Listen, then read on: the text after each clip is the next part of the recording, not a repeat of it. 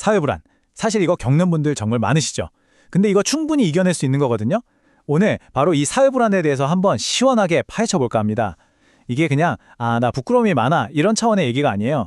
우리 삶을 어떻게 가로막고 있는지, 그리고 제일 중요한 거 어떻게 하면 이걸 극복할 수 있는지 그 핵심을 딱 짚어드릴게요. 자, 그럼 첫 번째 이야기부터 시작해 볼까요? 극복의 첫걸음은요, 바로 나만 그런 게 아니구나 하는 공감에서 시작해요. 이게 결코 나만 겪는 이상하고 특별한 문제가 아니라는 걸 아는 게 정말 중요하거든요. 지금부터 몇 가지 상황들을 보여드릴 텐데 보시면서 내겐 이대? 하는 부분이 있는지 한번 잘 따라와 보세요. 자, 이 질문에 한번 스스로 솔직하게 답해 보세요. 아마 이걸 보고 나면 나만 이런 걱정한 게 아니었구나 하고 오히려 좀 안심하게 되실지도 몰라요. 여기 나오는 항목들 어떠세요? 좀 익숙하지 않으신가요? 이게 사실은요, 실제 사회 불안을 측정하는 설문지에 있는 항목들 중 몇 가지를 가져온 거예요. 높은 사람 앞에서 긴장하는 거, 눈 마주치기 힘든 거, 심지어 가게에 물건 하나 환불하러 가는 진짜 사소해 보이는 일까지요. 이런 감정들 우리가 생각하는 것보다 훨씬 더 보편적인 겁니다. 네, 방금 본 것처럼 이런 감정들 진짜 흔한 거죠. 자, 그렇다면 도대체 사회 불안의 정체는 뭘까요? 무엇이 이런 걱정들을 끊임없이 만들어내는 걸까요? 지금부터 그 진짜 얼굴, 그 핵심적인 작동 원리를 한번 같이 뜯어보겠습니다. 사회 불안이라는 게요, 그냥 남들이 나 어떻게 볼까 이 걱정에서 끝나는 게 아니에요. 여기 정의를 보시면 아시겠지만 그 속에는 훨씬 더 깊은 두려움이 있어요. 바로 혹시 저 사람들의 부정적인 평가가 진짜면 어떡하지? 내 단점에 들키면 어떡하지? 하는 두려움이에요. 바로 이게 핵심입니다, 이게. 아니, 그럼 이 불안이 왜 한 번으로 안 끝나고 계속해서 우리를 괴롭힐까요? 그 이유는 딱 한 가지 행동 때문입니다. 바로 회피.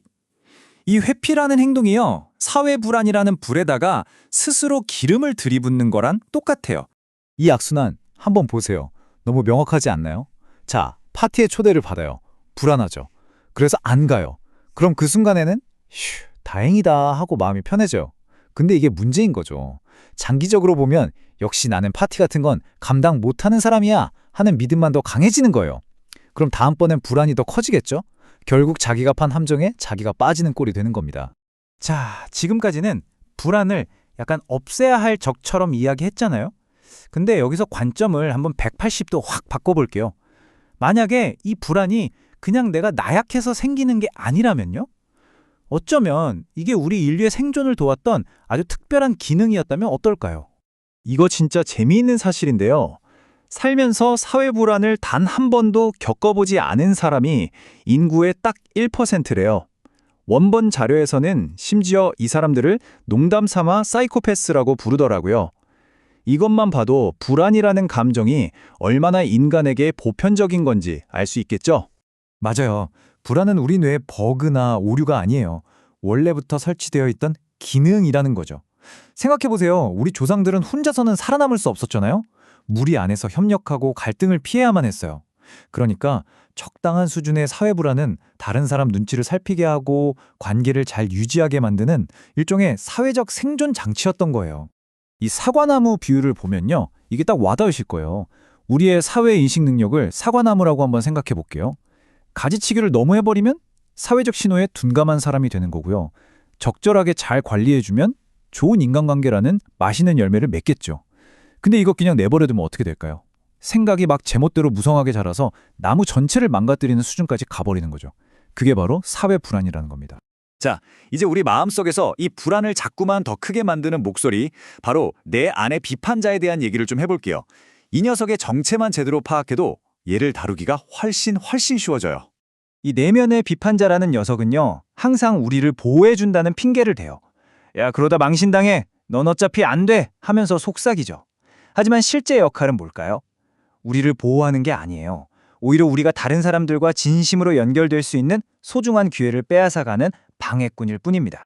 이 비유 정말 기가 막히지 않나요?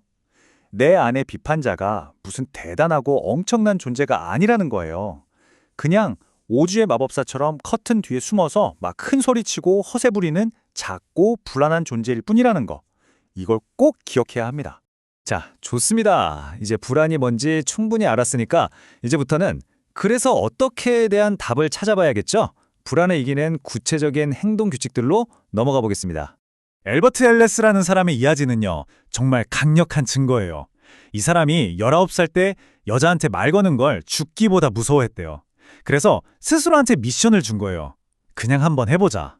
한 달 동안 무려 130명의 여성에게 말을 걸었답니다. 결과가 어땠을까요? 그가 머릿속으로 상상했던 그 끔찍하고 창피한 일들 단 한 번도 일어나지 않았어요. 그리고 바로 이 경험이 나중에 인지행동치료, 그러니까 CBT라는 아주 유명한 심리치료의 바탕이 된 겁니다. 핵심은 이거예요. 두려워도 그냥 행동하는 것. 그게 모든 변화의 시작입니다. 그럼 구체적으로 어떻게 행동해야 할까요? 딱 3가지 핵심 규칙이 있습니다. 첫 번째, 준비될 때까지 기다리지 마세요. 행동을 해야 동기부여가 따라오는 겁니다. 두 번째, 두려움의 이름을 정확히 불러주세요. 그냥 무서워가 아니라 그래서 내가 걱정하는 최악의 상황이 정확히 뭐지? 하고 아주 구체적으로 파고드는 거예요. 그리고 마지막 3번째, 자신에게 좀 친절해지세요. 실패해도 괜찮아요. 스스로를 막 다그치지 말고 친한 친구 격려해주듯이 다정하게 대해주는 겁니다. 사회불안 연구의 최고 권위자가 한 말인데 이게 모든 걸 요약해주는 것 같아요. 사회불안을 어떻게 극복하냐고요? 그냥 하는 겁니다. 정말 복잡한 이론보다 더 중요한 건 결국 일단 해보는 것, 바로 실행이라는 거죠. 자, 이제 마지막 이야기입니다. 우리가 사회 불안을 극복하려는 게 단순히 불편함을 좀 줄이려는 차원의 문제가 아니거든요. 이것보다 훨씬 더 큰 우리 삶의 궁극적인 목표와 이게 어떻게 연결되는지 한번 살펴보겠습니다. 75. 무슨 숫자일까요? 이게 바로 하버드 대학교에서 무려 75년 동안 인간의 삶을 추적한 연구기관입니다. 아마 역사상 가장 길고 깊이 있는 행복에 관한 연구일 거예요. 그럼 이 75년짜리 연구의 결론은 뭐였을까요? 놀라울 만큼 간단했어요. 돈도 명예도 아니었습니다. 우리를 더 행복하고 더 건강하게 만드는 핵심 열쇠는 바로 좋은 관계였습니다. 이 내용이 정말 중요한데요. 그러니까 친구가 몇 명이나 있냐, 이런 관계의 양이 아니었어요. 얼마나 깊고 따뜻한 관계를 맺고 있느냐, 바로 질이 중요했던 거죠. 심지어 50살 때 관계에 얼마나 만족하는지가 80살 때의 건강 상태를 콜레스테롤 수치보다 더 정확하게 예측했대요. 진짜 놀랍지 않나요? 결국 이 모든 이야기 결론은 이겁니다. 우리가 진짜로 원하는 건 그냥 두려움이 없는 사람이 되는 게 아니에요. 진짜 목표는 다른 사람들과 진정으로 연결된 사람이 되는 거죠. 사회 불안을 이겨내려는 이유가 바로 여기에 있습니다. 불편함을 없애는 걸 넘어서 따뜻하고 의미 있는 관계를 맺기 위해서요. 오늘 이야기는 이 마지막 질문으로 마무리하려고 합니다. 두려움이 없으면 기분이 어떨까가 아니고요. 두려움이 없다면 나는 지금 무엇을 하고 있을까?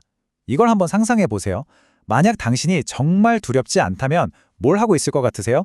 아마 그 답 안에 당신이 지금 당장 내디뎌야 할 첫걸음이 숨어 있을 겁니다.